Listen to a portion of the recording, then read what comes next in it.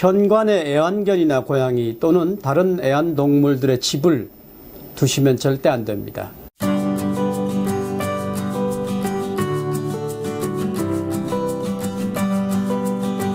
여러분 안녕하세요. 반갑습니다. 겸재명리학연구원입니다. 새해가 되면 신년 운세를 보러 철학관에 많은 사람들이 붐빕니다. 1년의 운세를 보기 위해서지요.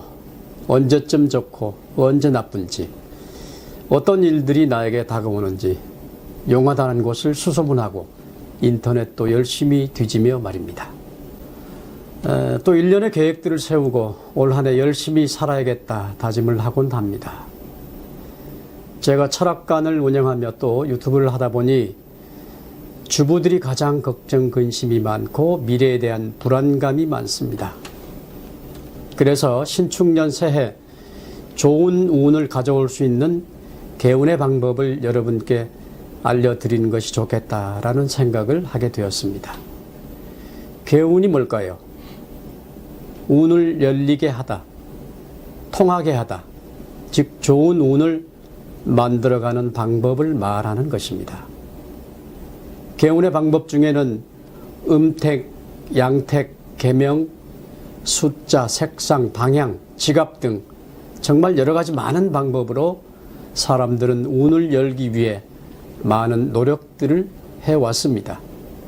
실제로 여러분들께서도 이런저런 방법들을 직접 실행에 옮기신 분들도 많으실 겁니다. 개운의 방법에는 여러 가지가 있겠습니다.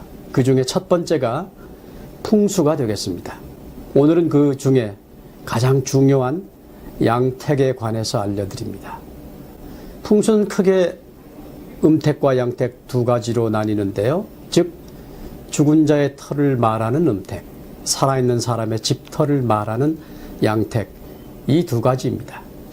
생기가 흩어지고 머무는 현상에서 시작해 음양론과 오행설을 토대로 땅에 관한 이치를 체계화하여 기륭화복을 만드는 요체로 삼은 것이 바로 풍수지리입니다. 오늘은 풍수 중에서 양택을 알아보겠습니다. 첫 번째가 대문, 두 번째는 안방, 세 번째는 부엌, 이것을 양택 삼요라고 합니다. 그 집의 가장 첫 번째 기운이 오고 가는 곳, 현관, 즉 대문에 관해서 이야기해 보려고 합니다. 현관은 집안에서 가장 중요한 장소입니다. 행운이 잘 들어오는 현관으로 만들면 집안으로 점점 행운이 들어와 그 집에 살고 있는 사람들까지도 행복하게 만듭니다. 또 현관이 집 안과 밖을 나누는 경계라는 점이 중요합니다. 행운이 들어온다는 것은 나쁜 기운도 활개를 치며 들어올 수 있다는 것을 말합니다. 그래서 집에 들어가기 전에 바깥에서 묻은 먼지, 즉 나쁜 운 같은 것을 털어내고 정화시키는 곳이라고도 말할 수 있습니다. 간단히 말하자면 꽃가루나 인플루엔자, 바이러스의 침입을 막기 위해 코트에 붙은 먼지를 털어내는 것과 비슷합니다. 즉 현관이란 바깥에서 붙은 나쁜 기운을 털어내는 경계입니다.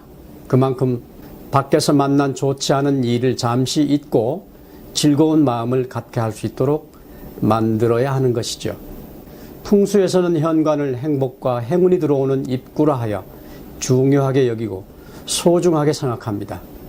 화장실에도 행운을 부르는 힘이 있고 현관에도 행운을 부르는 힘이 잠재되어 있습니다. 예를 들면 사람들이 집을 지을 때 화장실을 북쪽에 두거나 석양을 피할 수 있는 위치에 부엌을 만드는 것은 위생적이고 음식이 부패되지 않도록 하는 지혜와 예지란 것을 알 수 있습니다.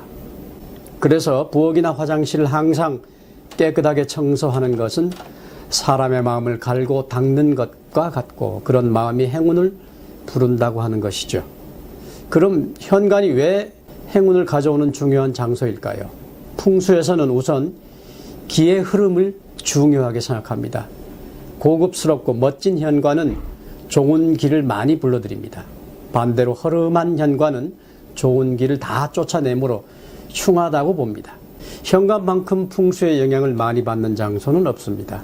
지금부터 쉽고 간단하게 행운을 부르는 현관을 만들 수 있도록 도와드리겠습니다.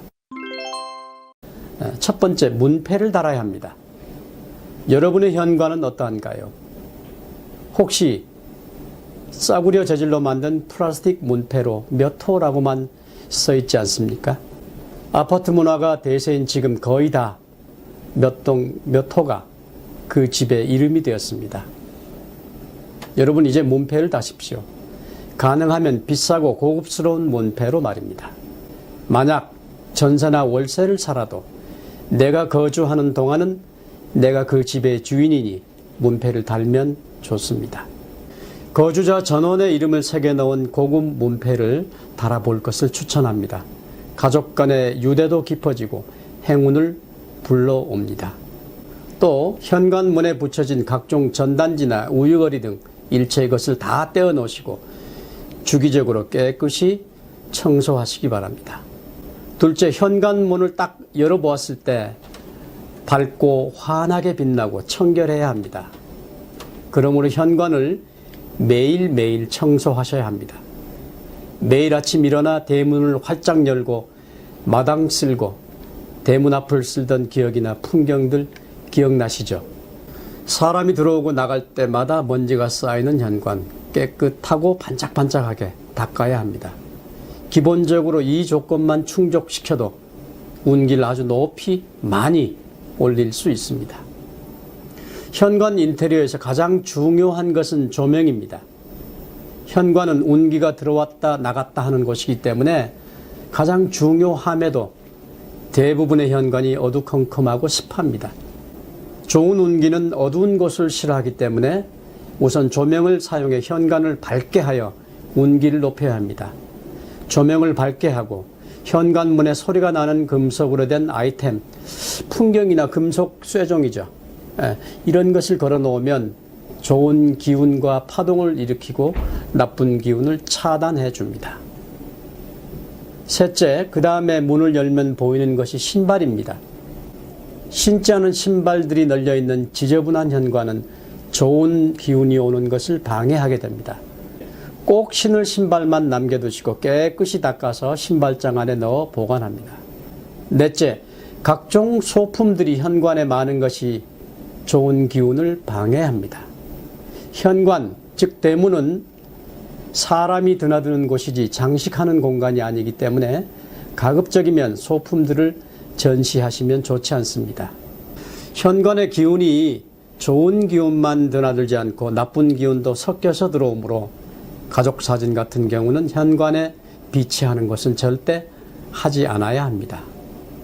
그 밖에 서예, 그림, 도자기, 드라이 플라워, 조화 등 생기가 없는 것들은 장식하지 말아야 합니다.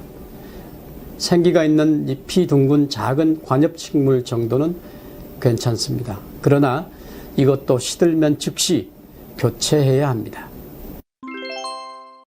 다섯째, 현관에 애완견이나 고양이 또는 다른 애완동물들의 집을 두시면 절대 안 됩니다.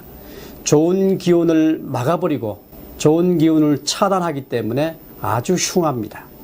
여섯째, 유모차, 자전거, 전동 킥보드, 이런 바퀴 달린 물건 등 현관에 두지 말아야 합니다.